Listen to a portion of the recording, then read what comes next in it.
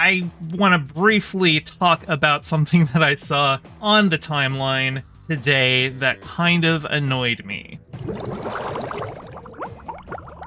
So this is a shot from The Flash, the one with Ezra Miller, and this guy's like, this is all one shot, no cuts. The shaky cam and horrible framing of Arrowverse action is over. And we're going to play a bit of it. I don't want to play the whole thing just because of, Warner Brothers copyright and all that. But the whole, this is all one shot, no cuts. I want you to see what he means by one shot, no cuts. This is all CGI, right? Like, this is an entirely virtual environment.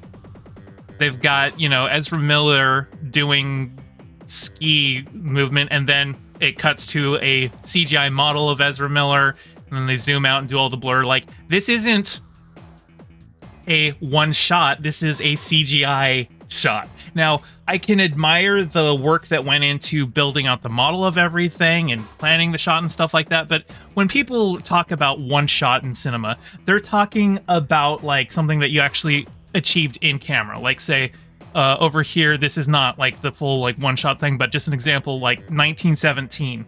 If you've seen 1917, it's a movie about World War I, and the movie presents itself as though it is a single uncut take from the start of the movie to the end. Now, obviously they couldn't shoot the entire film in a single 2-hour shot unbroken.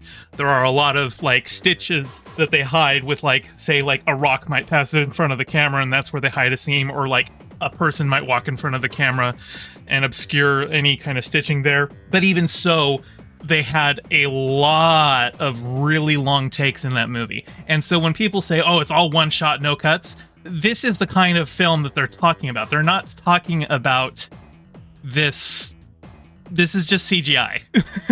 I'm not trying to downplay the work that VFX artists put into their craft, but like, there is a very different kind of vibe that you get from that kind of like the live performance, right? When you see something that's not CGI, that is shot practically and it's all one take, the amount of planning and coordination that goes into that, it's like watching a live stage play with a camera moving into it and nobody's messing up. Like, that right there, that is really technically impressive to pull off, because you've got so many moving parts. You've got lighting, you've got all of the actors, you've got actors who might not be on camera for several minutes but still have to be in places and in character, ready for the camera to move over to their spot. There's so much coordination that has to go into something like that, versus this, which was made over probably...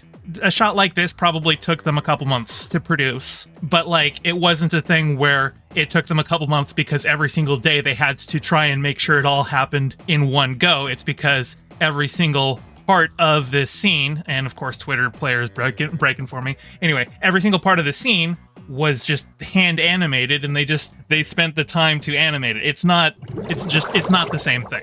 Hey, thanks for watching. I'm trying to get my channel monetized, so your view means a lot.